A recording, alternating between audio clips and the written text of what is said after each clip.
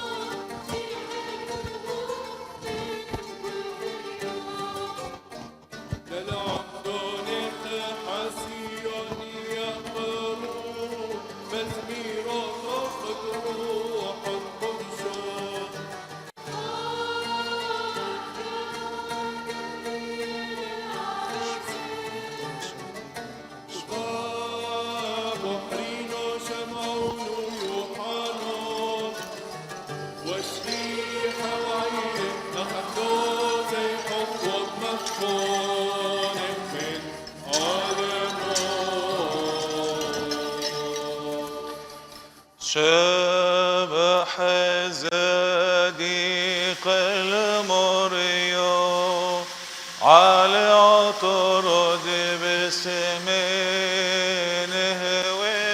ودخرونه لبثوا مريم يلد فالوه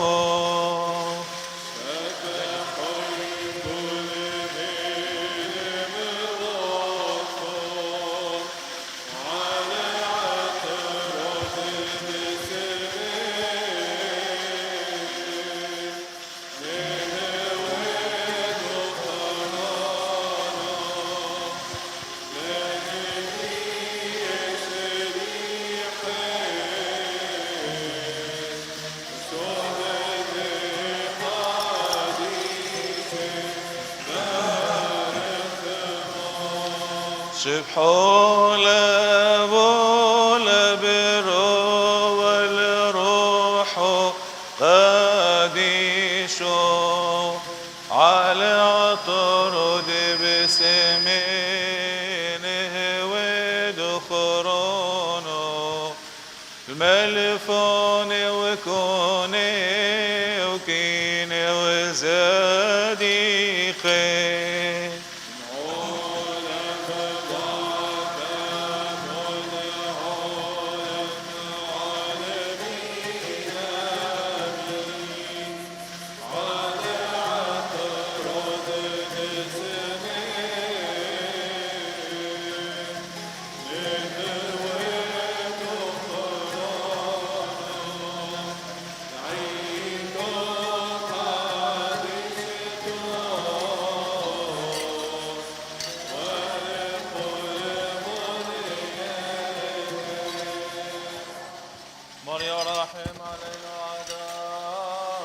قابل مربحنا نغفر مدعو ديك وضرنا بطرد كهنيك اتني حمار صبيان بتشمش السو ديك وعبد بيد خرون طوبول يولتخ والقديشي ونحل عني ذي ما يمني دشخب على السبر وبرمشي ومزغذ ومشتابه حما ابو يروح قديشو شوف خل زبان العالم علمين صغثتو لابو حنونو صغتو لبرم رحمونو صغت الروح قديشو مريم دي للتوخي وحانون دعمذو آنون واللخ في سون حلوفين وتراحم علي قري ليسون مورا نتراحم علين مورا نحس راحم علين مورا نعلن راحم علين شبحو لخ موران شبحو لخ صبر العلا. أبانا الذي في السماوات ليتقدس اسمك.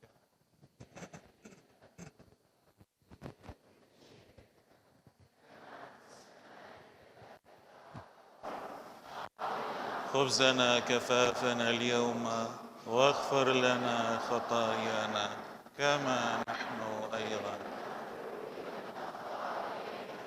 ولا تدخلنا في تجربة لكن نجنا من الشرير لأن لك الملك والقوة والتسبيحة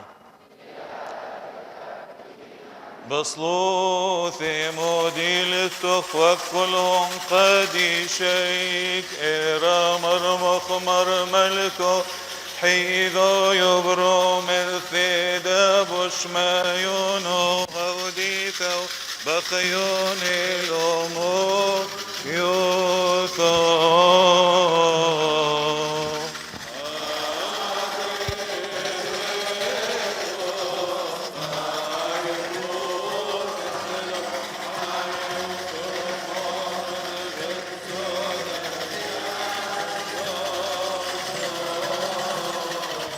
وإذ قاشم من قدشتم شبتو كل تدخيتو يلدى فالله مريم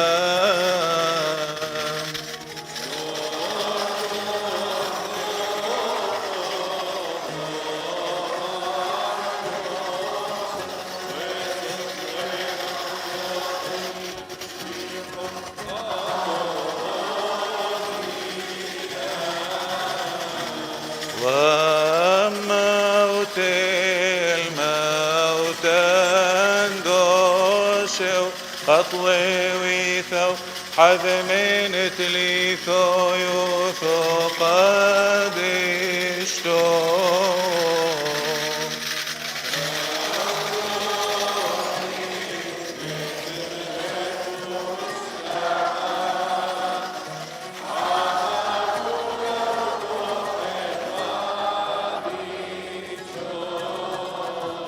قد شاد له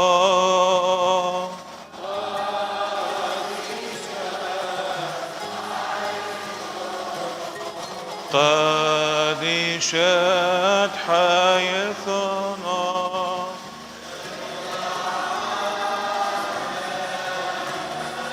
قد شاد له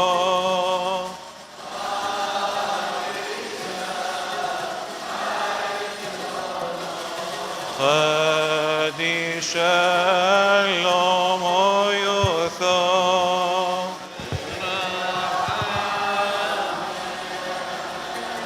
قد شاد له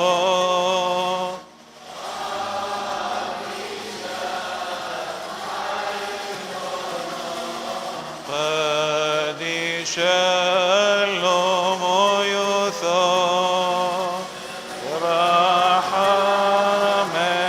علي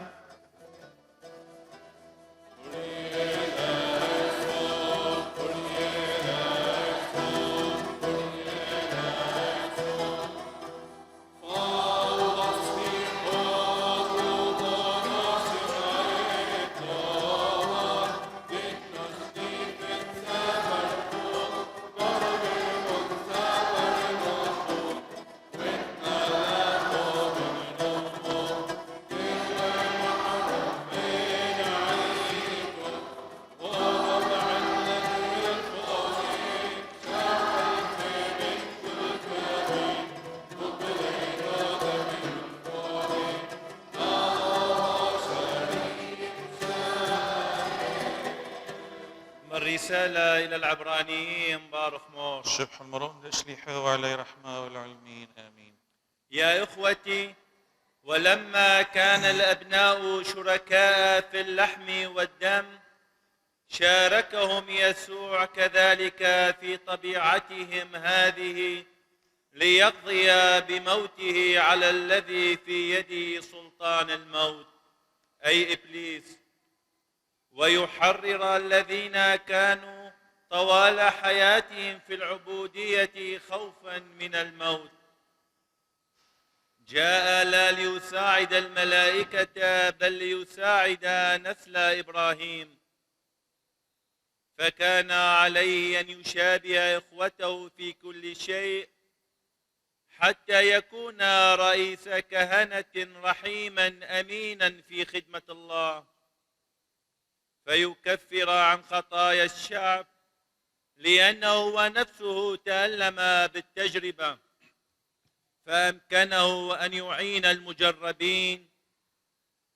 فيا إخوتي القديسين المشتركين في دعوة الله، تأملوا يسوع رسول إيماننا ورئيس كهنته، فهو أمين للذي اختاره، كما كان موسى أمينا لبيت الله أجمع، ولكن يسوع كان أهلا لمجد يفوق مجد موسى. آمين بارك مور.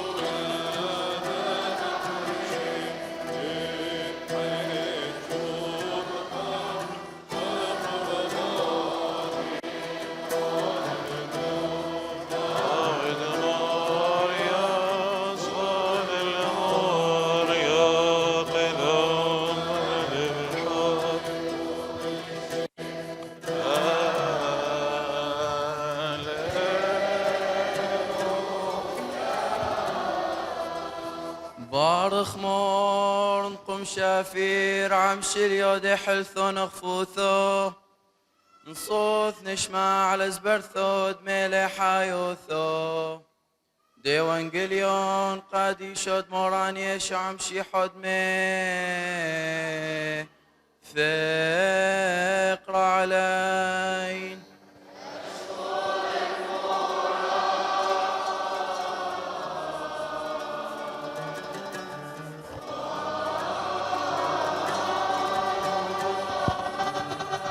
شلومو الكرخون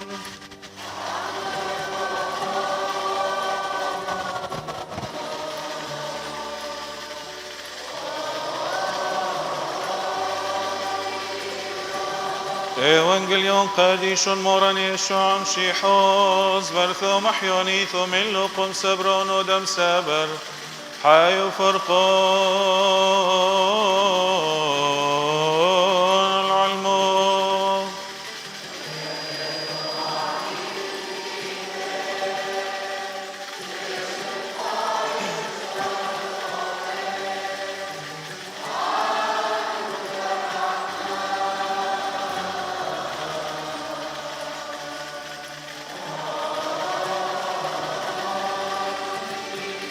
زمنو خيل شنو يود يلدا ثالو امد موران ولو هنو فرق ديلن يشعم شيحو مثل حيا ردد بسر من بثلتو قادشتو مريم هولندين وخانواي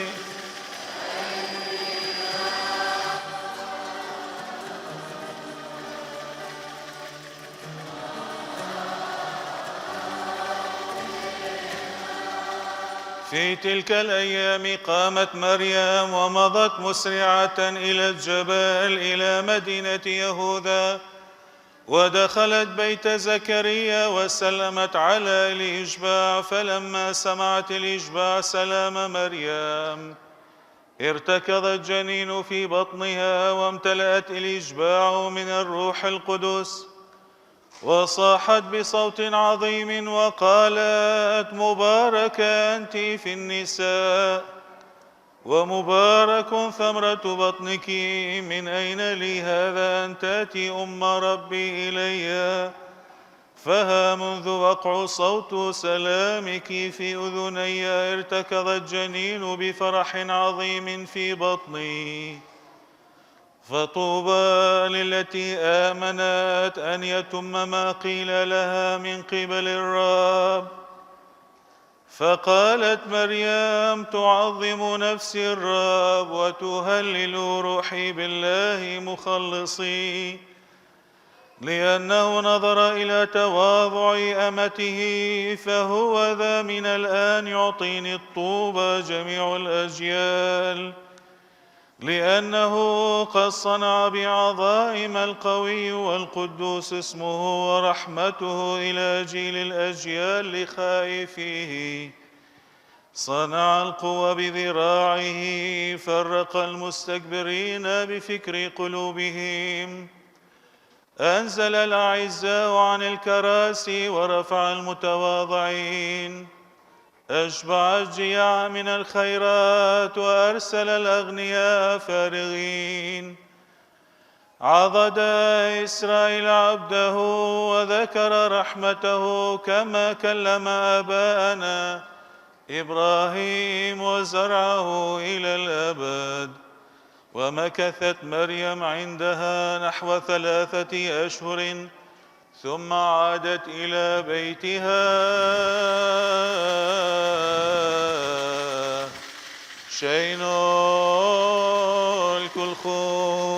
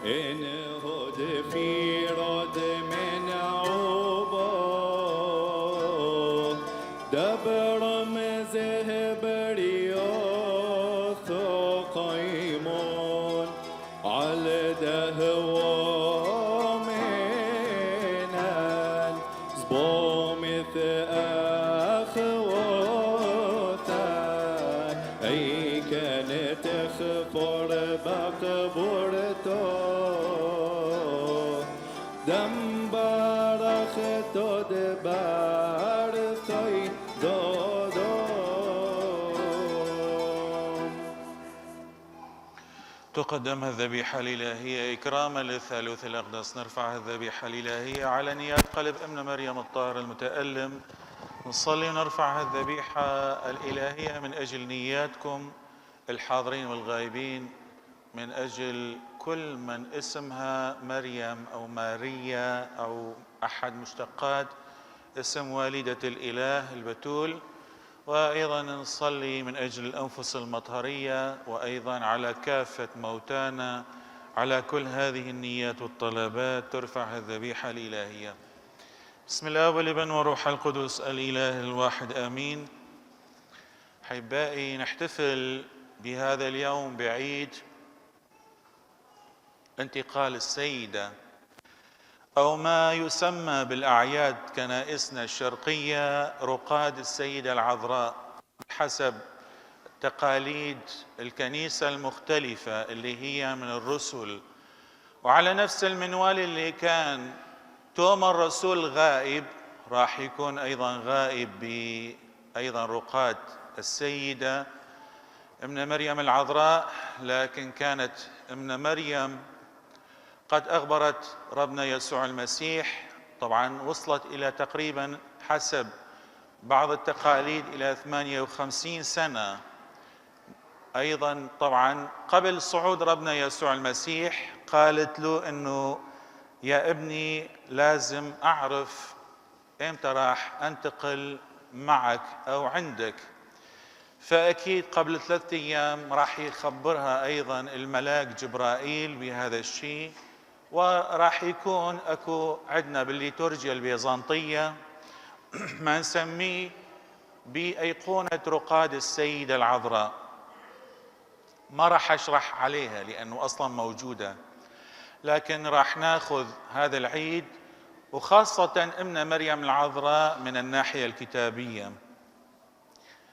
فإذا تلك المركبة المشتعلة التي نزل فيها الرب الإله والتي تنبأ عنها حزقيال اللي هي أمنا مريم العذراء، الغمامة التي جلبت لنا الندى وأروت قلوبنا بماء الحياة، العذراء التي كانت الأرض الطيبة لما يحكي ربنا يسوع عن البذار الطيب والأرض الطيبة، التي جلبت لنا الثمر الشهي، الشجرة التي رآها موسى تشتعل بالنار لكنها لا تحترق، هي أيضا كانت صورة من العهد القديم ترمز إلى والدة الإله مريم. حضور الرب سبى قلبها فكان أن تجسد الإله فيها، ورآها الفردوس المفقود فتجسد منها وكان لحضورها فيها، ومن خلالها أصبح مرئيا. انتبهوا على الكلمات كل الزين. اختارها الرب واصطفاها من بين كل نساء العالم. انتبهوا على الكلمة. عند البعض يقول انه ممكن كان دور مريم يكون وحدة من نساء العالم. ما ممكن يصير هذا الشيء، لأن مريم العذراء كانت هي مصطفاة ومختارة من بين كل نساء العالم، وكانت مهيئة لهذا المشروع الخلاصي اللي هو تجسد ربنا يسوع المسيح، لفضائلها ولأنها كرست قلبها وجسدها ونفسها بكليتها لعبادة الله الحق، فكانت بحق المختارة التي تعجبت من عمل الله فيها، مثل ما سمعنا بالإنجيل: تعظم نفسي الرب لأنه صنع عجائبا. فإذا الله اتخذها له خليلة أو أما. ارتأت البتولية. انتبهوا على الكلمات كل الزين، ما هي فقط أنه دا نحكيها أو دا نوعظ بيها، لا. البتولية شنو معناتها؟ أنه هل ما أنه تقربت إلى رجل؟ لا، وإنما هي دعوة كل إنسان مسيحي بالحياة. إذا كنت متزوج، البتولية اللي نقصد بها العفة اللازمة بين الزوجين، العفة اللي هي والبتولية اللي يمارسها الكاهن، اللي هو أنه الكاهن أو خلينا نقول الراهب والراهبة. وهي هاي دعوة الثالوث الأقدس، أنه الثالوث الأقدس يعيش البتولية، أنه أكيد ما يولد مثل ما يقال عند البعض من رجل، لا، تختلف.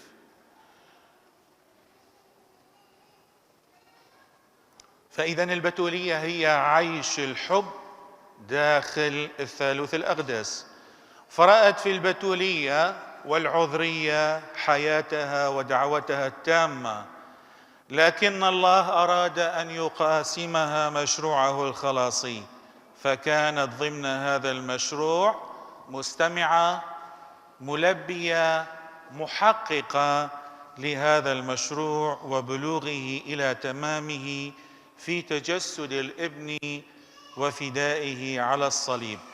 تساءلت، وكان من حقها، ماكو هذا الفعل أو هذا المشروع منه كان صار قبل، كيف يكون هذا وأنا لا أعرف رجلا؟ راح تتساءل. فكان الجواب صادحا من الأعالي: الروح القدس يحل عليك وقوة العلي شنو؟ تظللك، فلذلك أيضا القدوس المولود منك يدعى ابن الله.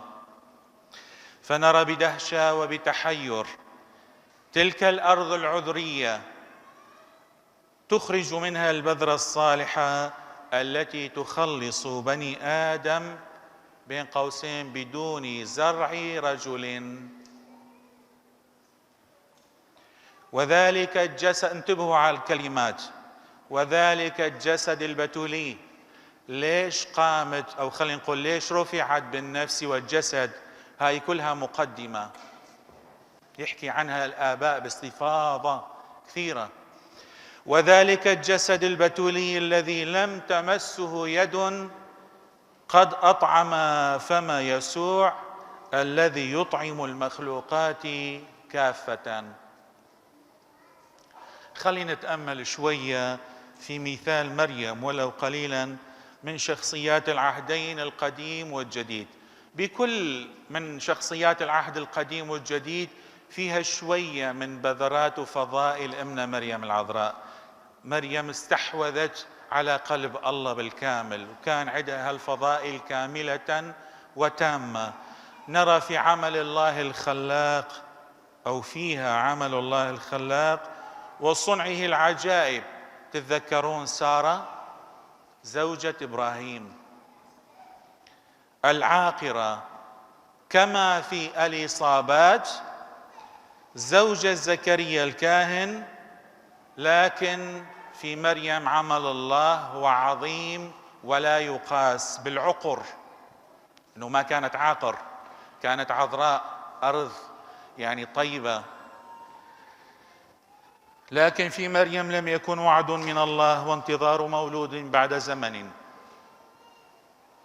لكن انتظار المخلوقات كافة لفداء الابن من خلال قبول مريم. هالنعم اللي قالتها مريم كانت بالفعل انتظار المخلوقات كافة أنه يتجسد الابن حتى تخلص من أعدائها. وهسه نشوف شنو المخلوقات وأعداء مريم من خلال قبول مشروع الله الخلاصي وتجسده منها. حواء اللي هي أم الأحياء، اللي أنطت الموت للعالم، لكن بطاعة مريم راح تنطي الحياة. حواء جاءت من ضلع آدم، لكن يسوع أصبح مرئيا جسدا من مريم مثل ما قلنا بدون زرع أو تدخل إنسان. نشوف في راحيل زوجة يعقوب صبرها وتحملها الأحزان لفقدانها وحيدها ابنها يوسف. راح نشوف في مريم فقدانها لابنها وين؟ على الصليب.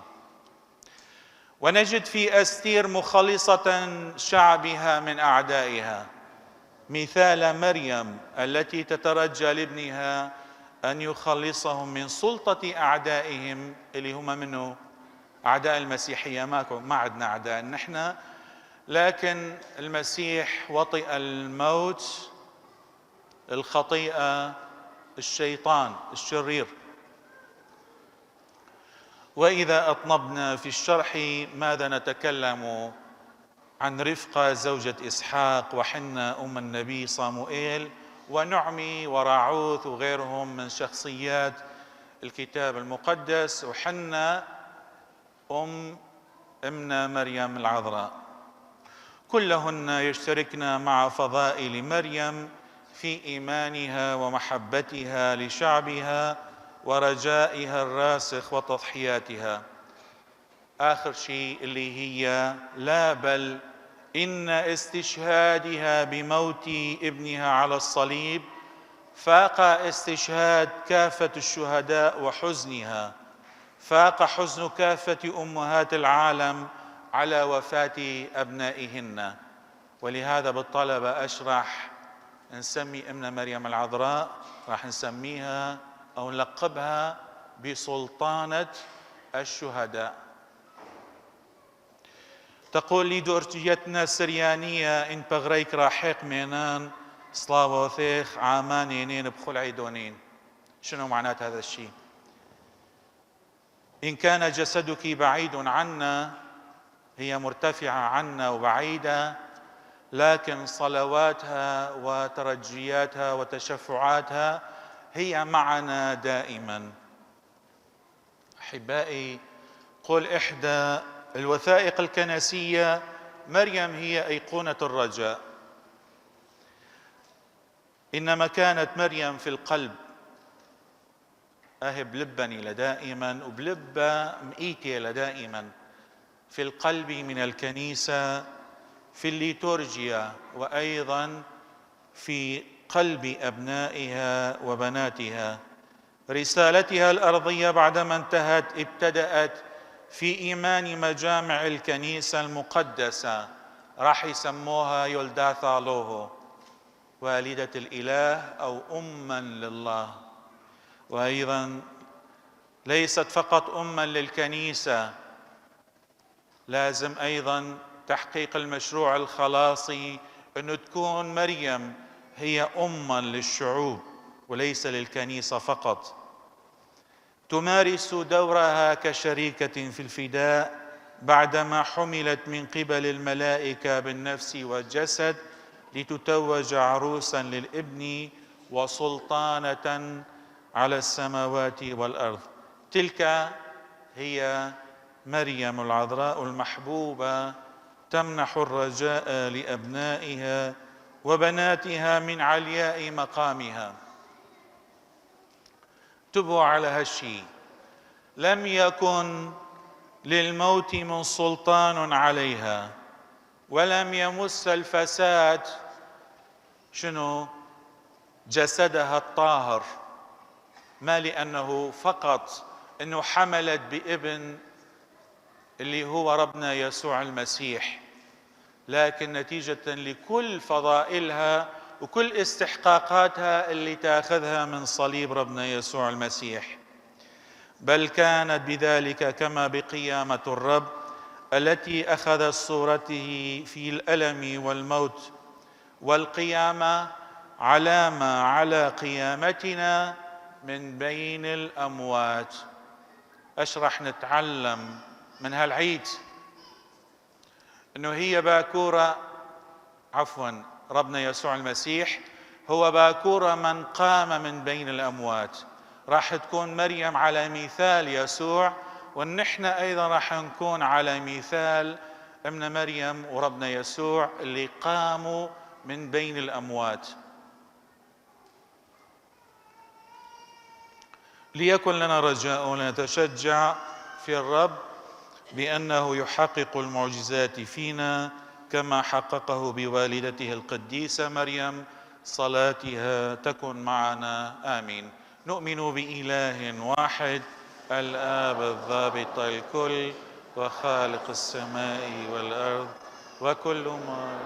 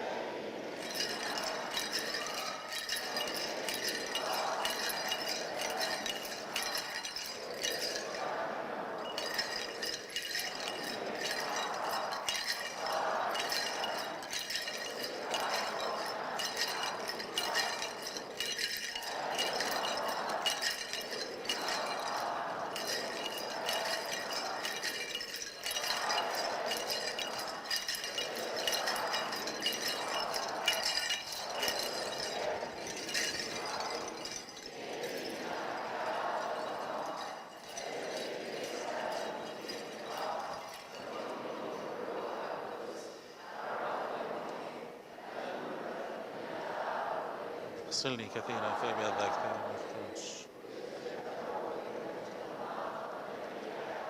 وبكنيسة واحدة جامعة مقدسة رسولية نقر ونعترف بمعمودية واحدة لمغفرة الخطايا ونترجى قيامة الموتى. صلوا لأجلي يا إخوتي وأحبائي أيها الثالوث الأقدس، ارحمنا الآن وكل أوان. أيها الثالوث الأقدس اغفر لنا ذنوبنا وخطايانا. أيها الثالوث الأقدس اقبل هذا القربان من أيدينا نحن الخطأ على المذبح الروحي الذي فوق السماء، عن خطايانا وآثامنا ومعاصينا، وعن خطايا وآثام ومعاصي جميع الذين يدعونك ويتضرعون إليك بإيمان صادق. اجعل يا رب ذكرا صالحا لآبائنا وإخوتنا ومعلمينا جميع الموتى المؤمنين الذين سبقوا فرقدوا على رجائك، لا سيما الأحياء والأموات.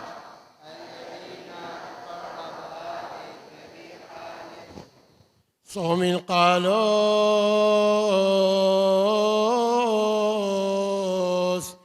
قل إليسو.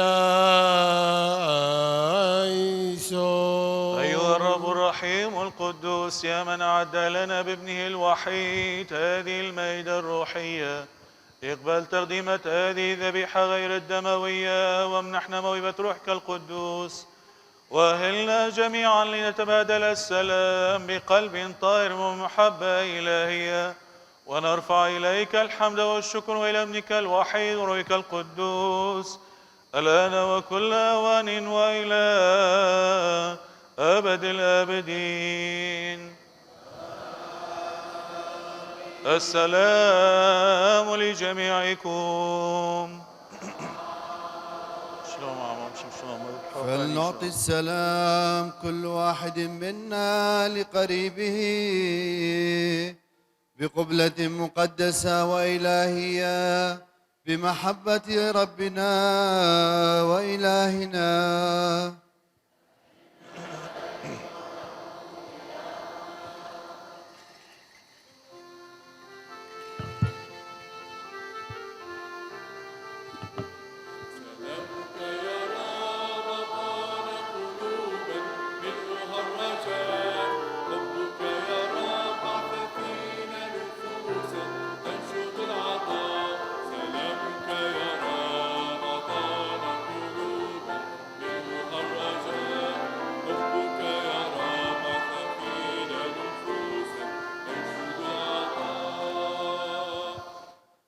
بعد هذا السلام المعطى لنا لنحني رؤوسنا أمام الرب الرحيم، أمامك أيها الرب إلهنا. فليكن معنا وفيما بيننا يا رب حتى منتهى الدار أمنك سلامك وحبك الصادق ومراحمك الإلهية الأزلية، ونرفع إليك الحمد والشكر إلى ابنك الوحيد وروحك القدوس الآن وكل أوان وإلى أبد الآبدين. نسجد أمامك يا ملك الملوك ورب الأرباب ونتضرع متوسلين إليك أن تنظر إلينا بعين الرحمة وتؤهلنا للدنو من مذبحك المقدس بنقاوة القلب وقداسة النفس والجسد، ونرفع إليك حمدا وشكرا وإلى ابنك الوحيد وروحك القدوس الآن وكل أوان وإلى أبد الآبدين.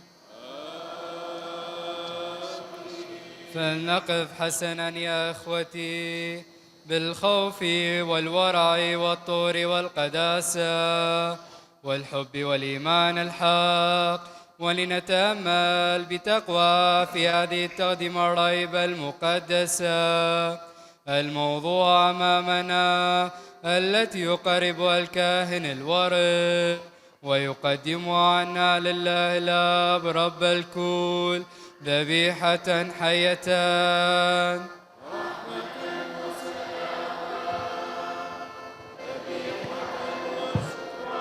لتكن محبة الله الآب ونعمة الابن الوحيد وشركة الروح القدس وحلوله مع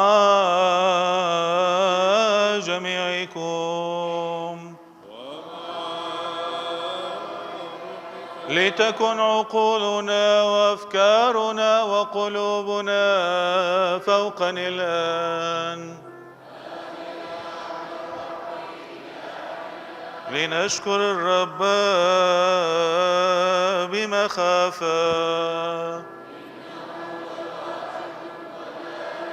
قدوس أنت حقا اللهم الآب واهب الحياة، ولك يجب الحمد وبك يليق الوقار، لأنك مبارك مع وحيدك وروحك الحي القدوس، وأمامك لماثل جمهور الكروبيم ذوي الأربعة الوجوه وصفوف السرافيم ذوي الستة الأجنحة، وهم ينشدون ألحانا نقية وتراتيل إلهية ويصرخون هاتفين وقائلين: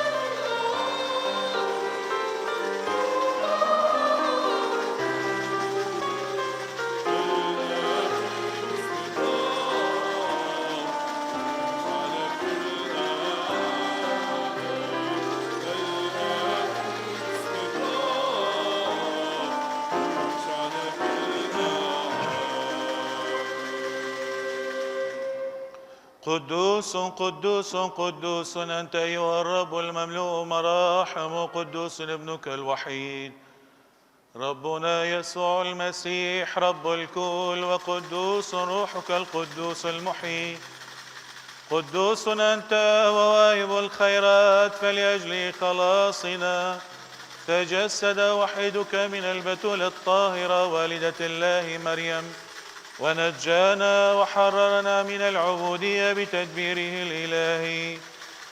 هاوت خاذ حلوفين برنوشو لو مشتحلفونو إذ الوضحاشو صبيونو يو إيثو واغذهم حاشم عبيد حي ساب اللحم بذا وقديشوثو باريخ وقادش صوي خال يابل تلميذة وخذومر سبخ الميني هونو إيثا وفغروديل دحلو فيكون وحلو ساقية مذق صيوميتيه بالشبقون ودحطوه والحايد العلام علمين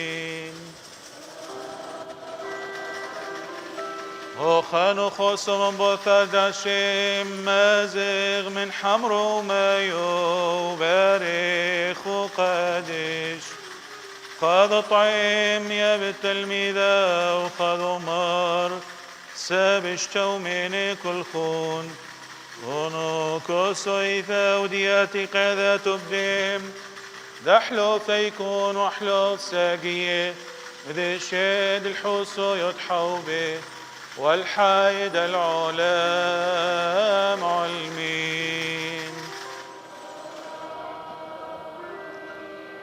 كلما أكلتم هذا الخبز وشربتم هذه الكأس فإنما تذكرونني حتى مجيء.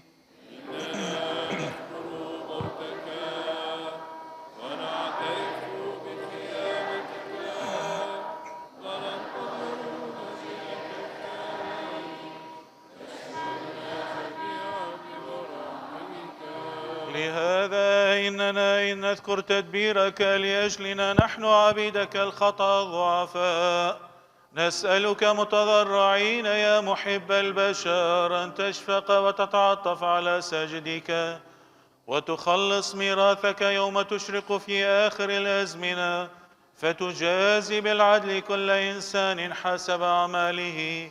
من أجل هذا تتضرع بيعتك بواسطتك إلى أبيك قائلة: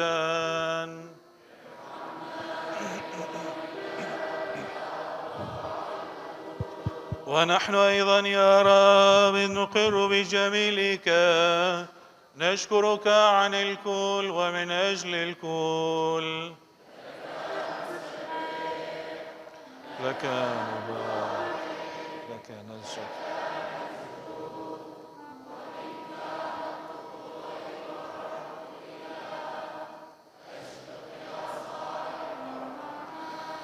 بارك يا سيد ما أرهب هذه الساعة وإرهب هذا الوقت يا أحبائي، لأن الروح القدس ينتقل وينحدر مرفرفا على هذه الأفخارستية الموضوعة ويقدسها، فانتصبوا بهدوء وخوف وصلوا.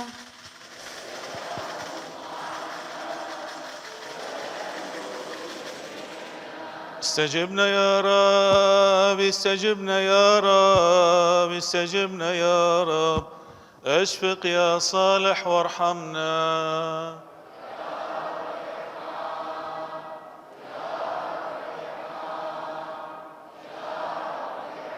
أي كانوا دما نثن بذ اللحمون فاغرد امشي حاله ديلان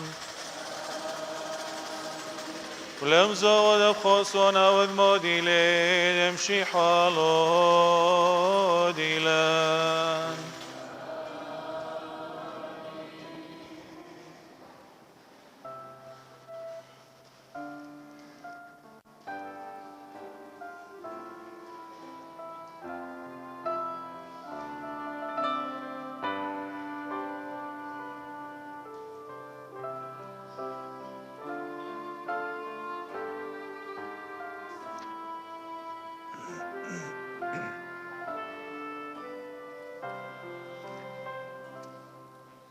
أنتم نور العالم، أنتم ملح الأرض، أنتم نور العالم، فلتكن رحمة الله أنتم ملح مع جميعكم يا إخوتي إلى الأبد.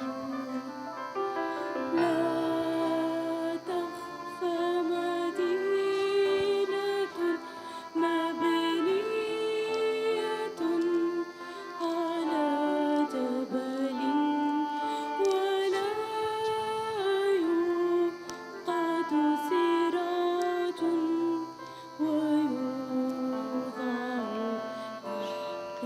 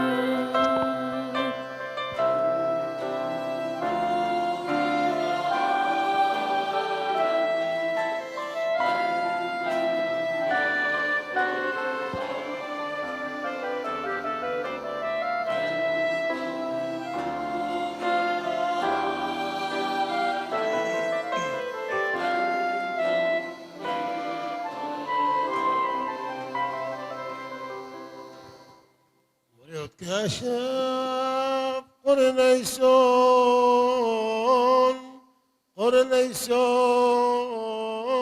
قرنيسون هاي النغيل بذيك مريالهم رحمون رحمين شال حفظ رحم علي. أيها الرب الرحيم الرؤوف يا من يليق به التسبيح والمديح والتعظيم والتمجيد، أهلنا نحن أبنائك المساكين الأذلاء أن نصلي بطهارة وقداسة صارخين وقائلين: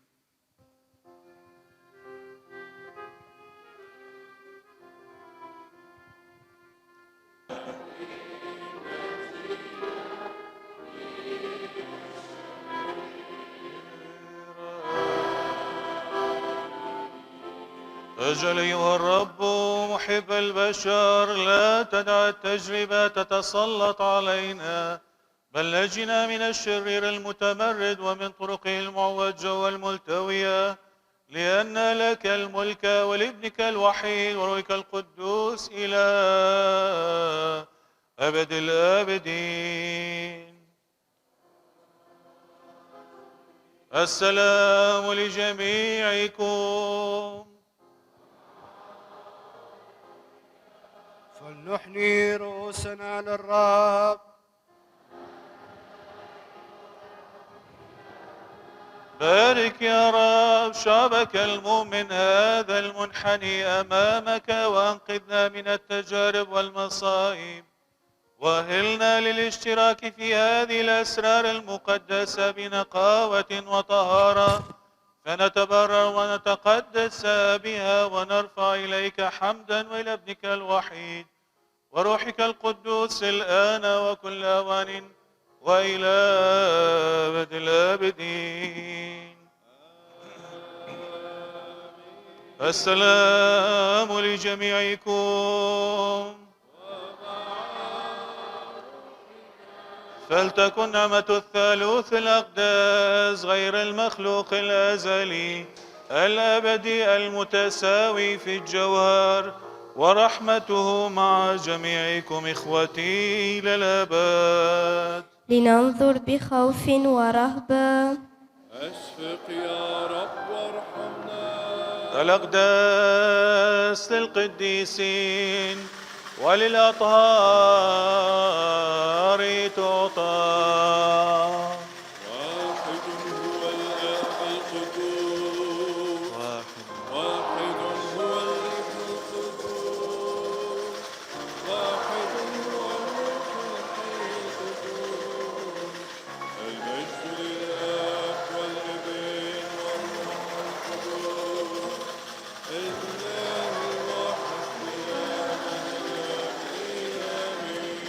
معنا الآب الواحد القدوس الذي خلق العالم بحنانه، معنا الابن الواحد القدوس الذي خلصنا بآلامه الثمينة، معنا الروح الواحد الحي القدوس المتمم والمكمل كل ما كان وما سيكون.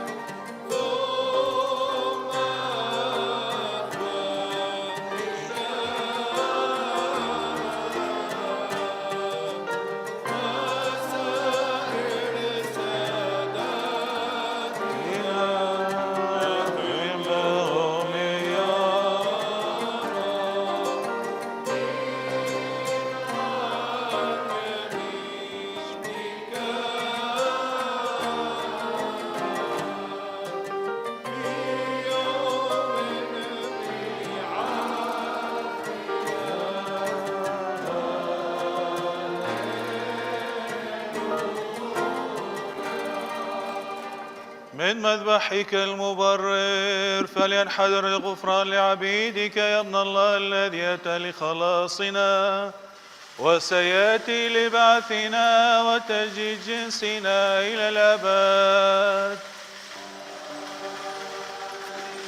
ابسط يا رب يمينك غير المنظورة وبارك هذا الجمع الساجل لك، والقابل جسدك ودمك الكريم لغفران الذنوب والصفح عن الخطايا ولإسفار الأقداس على واهبها وأخذيها وعلى كل من تعب واشترك فيها، فلتكن مراحم الثالوث الأقدس في العالمين إلى أبد الآبدين.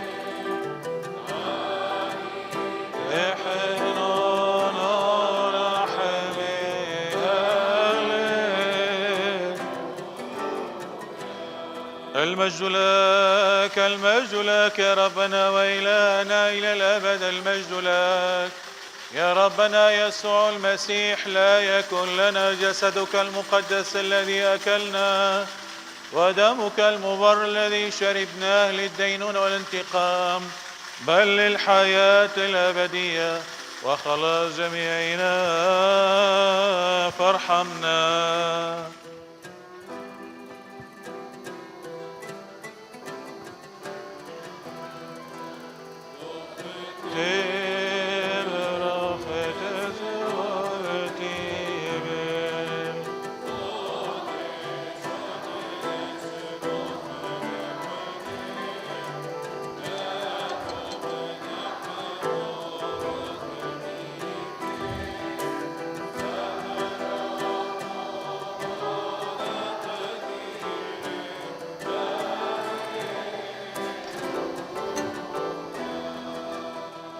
مودنا لخ الله ياتي رئيس مودنا لخ هم قبلنا طيبوثخ.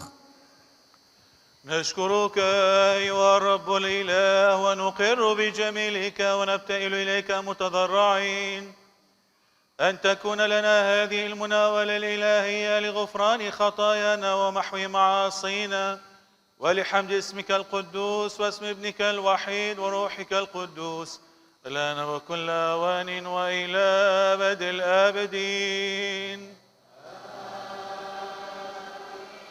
السلام لجميعكم. فلنحني رؤوسنا للرب.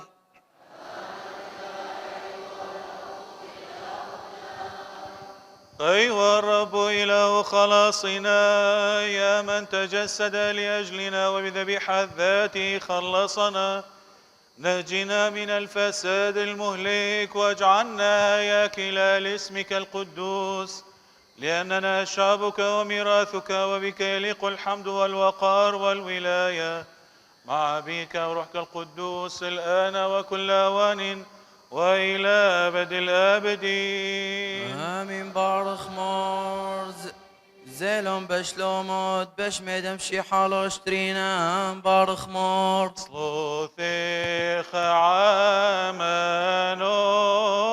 برختو صلوثيخ عامن الأصلا وثخنش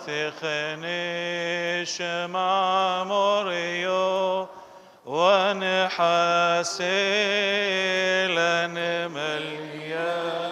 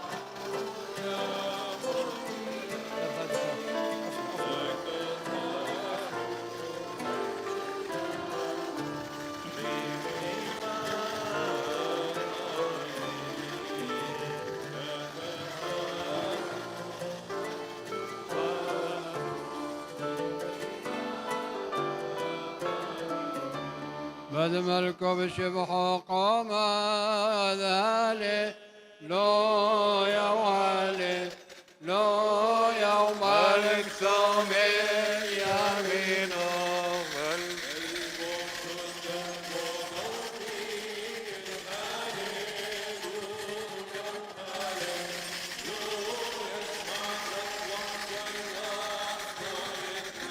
وطيعامه بسموه هللويا وهللويا النصر رغم الكل شكره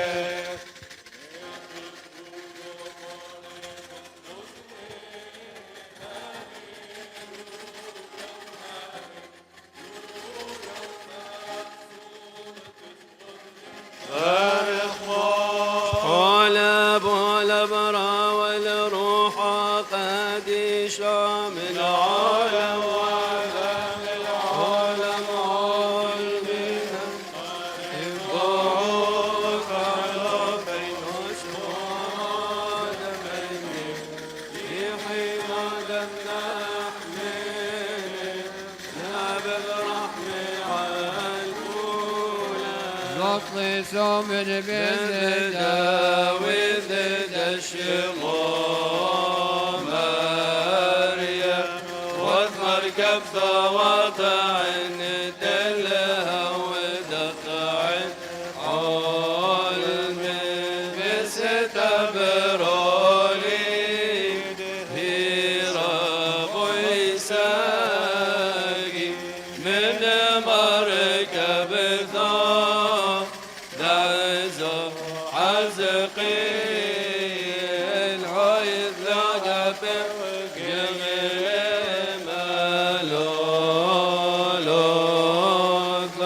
والمريم فمد زمر له شبح موريا هللويا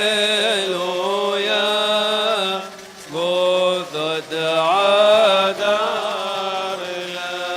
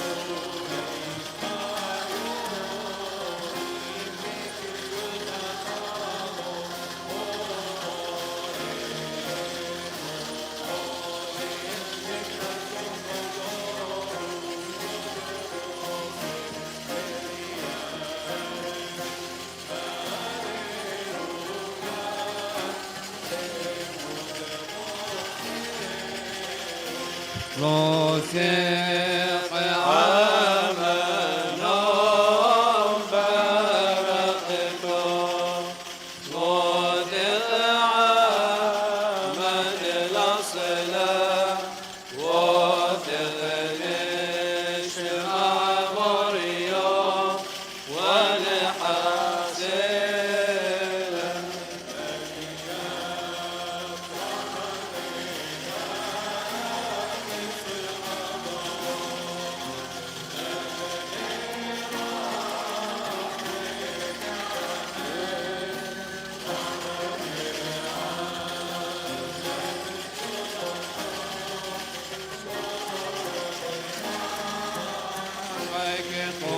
طوبيك مريم طوبى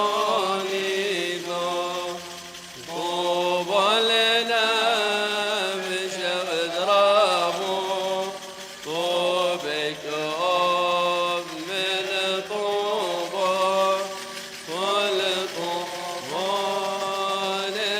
لطوبي قطع دوافع تحابب أغدى الشابر الغابر علم طعن الأرعى برمز كاسيون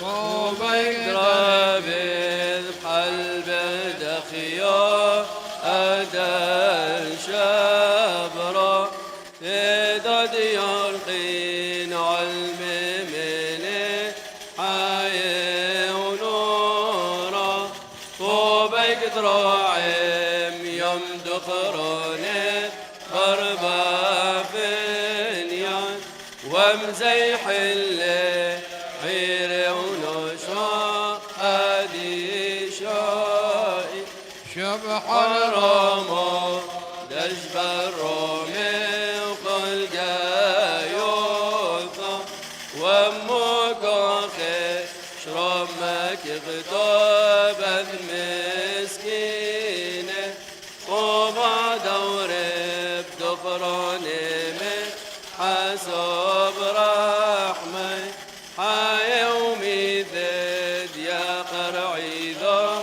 صوتا بصلا وقد هاد دطعنتا يا ريحة الشعور